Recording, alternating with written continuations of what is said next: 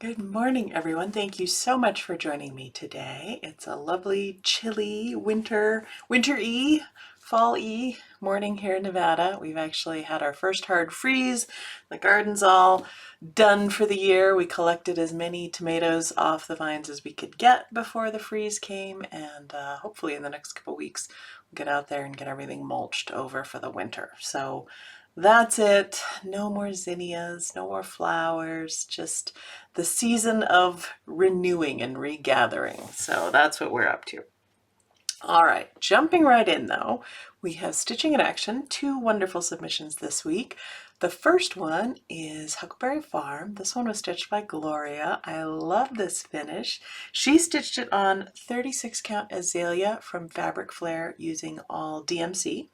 And I really love the frame on this one. I think it came out really, really well. And it just reminds me so much of the way wood gets weathered when it sits out over time. So that makes it feel extra, I don't know, extra Montana-y and mountain-y to me. So thank you so much, Gloria, for sharing that. Sending you and Frankie a big hug, so appreciate it. Next up, we have Happy Campers, and this one is stitched by Kathy.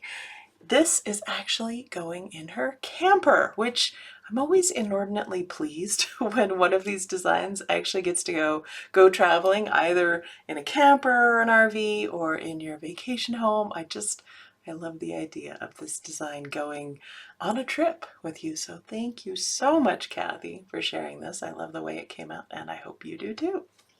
What I'm stitching, I'm still finishing up Greyhound Santa, but I have not done a single personal stitch since the last video because it's been all Jingle Ball prep all the time. So hopefully this weekend I'll be getting the last of the kits packed up, and then everything can go out the door and we can get back to more normal activity levels around here. So it's been a lot of fun, but a lot of work. So I really want to get back to some of that Greyhound Santa. And also, no spoilers, but Steph and I collaborated on our Jingle Ball exclusive design, and hers has a greyhound in it, so might sneak that one in right before the end of the year of stitching greyhounds. I still haven't decided if I'm going to pick a theme for next year or not. It's been such fun, but I also have a lot of things in progress that I'd really like to finish, so I'm punting on that one for now. We'll decide later. All right, Stash Spotlight. Since it is that time of year, although we seem to have gone straight from summer to winter here, but it is officially harvest, I pulled out this one from Hands On Design. I love this one. Live Within Your Harvest.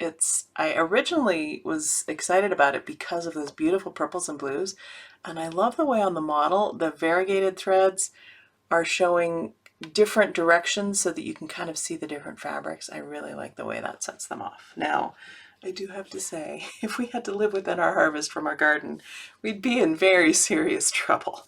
But that aside, it's something I really look forward to stitching. Not this year because it doesn't have a greyhound, but I think maybe next year I'll slide that one in because I just love the colors so much.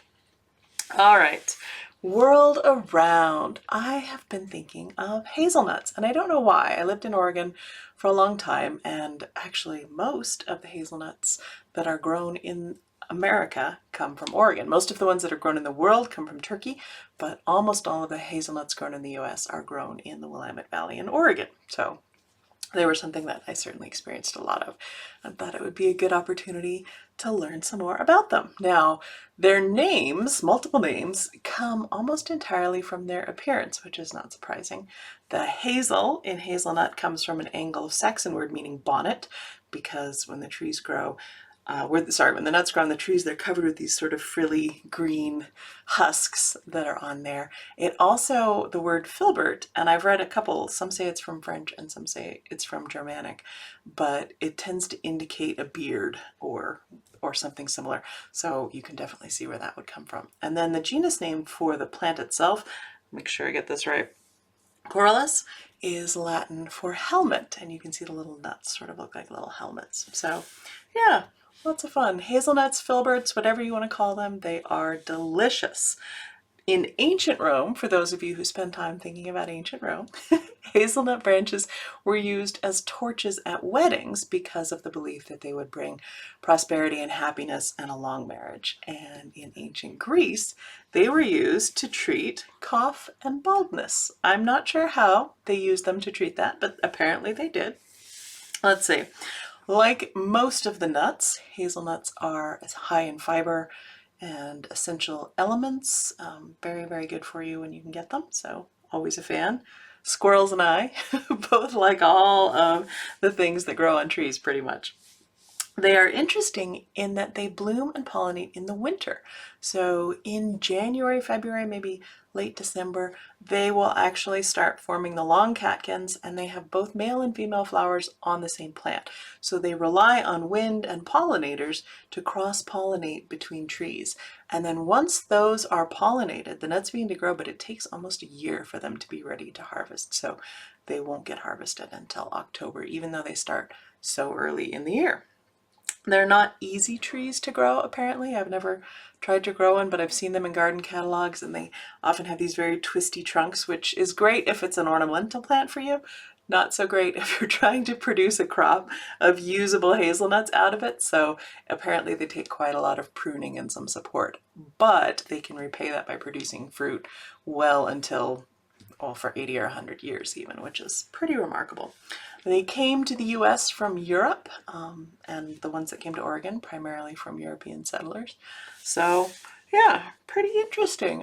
I'm inspired to go dig some out of my freezer and maybe bake some cookies with hazelnuts in them this weekend. So that's my world around this time. Questions.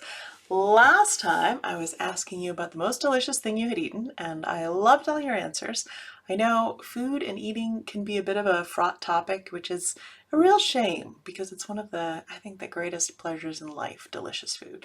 So I very much appreciated all of you who shared something delicious, and I'm very glad that you got to have a little taste of something wonderful in your life as well. Question this week: do you have any favorite spooky season activities? I have been indulging in audiobooks of like classic ghost stories and hauntings, and it's been a lot of fun because I've been doing so much kit packing and prep. It's the kind of thing that makes it really easy to put the audiobook on and just get immersed in the story while I'm packing away and gathering up threads and that sort of thing. So it's been a real treat, and I love being read too. So yeah, it's been fun. Okay. Best thing this video, I have 3 new releases, and the information for those will be going out to shops shortly.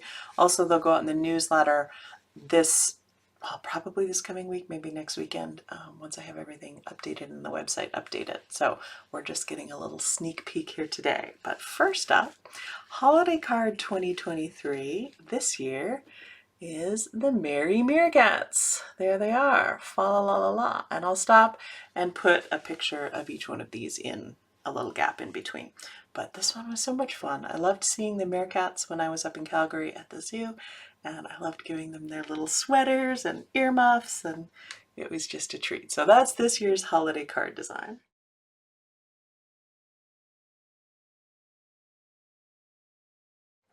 Next up, I did a new language of flowers, and I designed it before even the very current events that are making us all more cognizant of wishing for peace than we even are usually at this time of year. But in the spirit of the language of flowers, both hellebores and holly are used to represent peace. And so here we go. This is very vintage inspired, and I loved the colors. I loved stitching it. It was a lot of fun, and actually a pretty quick stitch. So again, I'll pause for a minute and give you a photo of that one.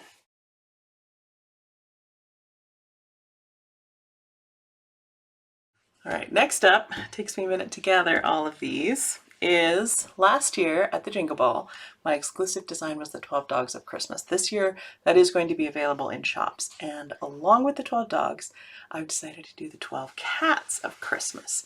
So here is the one main one. We've got all of these little cats. This little tiny one down in there. I'll put pictures. This is really hard to see this way. But it was also the first time that I used metallic braid and I put it on these snowflakes. I put it on the little like string that they're pulling back and forth.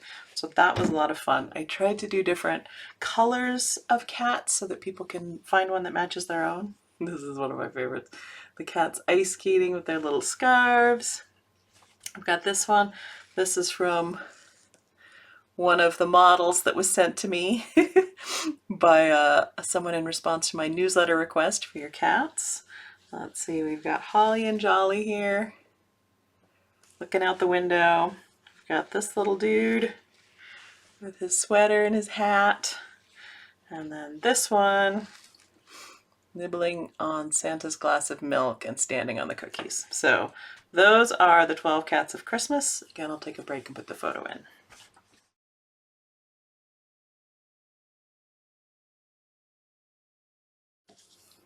All right, giveaway. Last video, it was this wonderful design. Here we go, happiness in every stitch, along with the silk threads for it that I picked up when I was at market. And the winner of that one is Catherine Baker Gago, if I've said that correctly. Catherine, get in touch with me, send me your mailing address, and I will get that in the mail for you. This time, the giveaway, as is my practice, 3 new releases, 3 winners. So if you use the word new in your comments, I will pick 3 of you next time, and you can have any one of my designs, including the new releases. It was a little bit of a deliberate choice to use new. I know autumn is often seen as kind of a winding down, and that is certainly true, but it is also the turn of the wheel to something new, which, even if that something new is more stitching time, more cooking time, more cozy inside time, and a less hectic pace, that's pretty wonderful too. So that's the giveaways. Announcements. As I said, shop email is going to go out this coming week, and then I'll send out the newsletter shortly after that with all the new release information. And we have puppy video coming up. You may notice a new addition in our puppy video. We do not have a new dog. I feel like I have to make that clear. But one of my nieces is going to be going out of town, and she has a little puppy who came to visit us just to check out, see how she gets along with our dogs. And then this coming weekend, she'll be staying with us while they're on their trip. So she got to come by and meet everyone. Our little dog Dunkel was positively besotted with her. He followed her everywhere. He sat next to her. He watched her. He just wanted to do every single thing that she was doing. So she's a real cutie pie, and we're looking forward to having her with us this week. That's it for me. I'm going to go and maybe walk the dogs. We're on winter schedule now because it's so cold in the morning, so we walk later in the morning, and they're still kind of adjusting to that. So they've been a little antsy for the last couple hours, but then after that, it's back to packing Jingle Ball kits so I can get them off to you and you can start enjoying them. I hope you have a lovely weekend, and thank you so much for joining me, and I look forward to seeing you again in 2 weeks.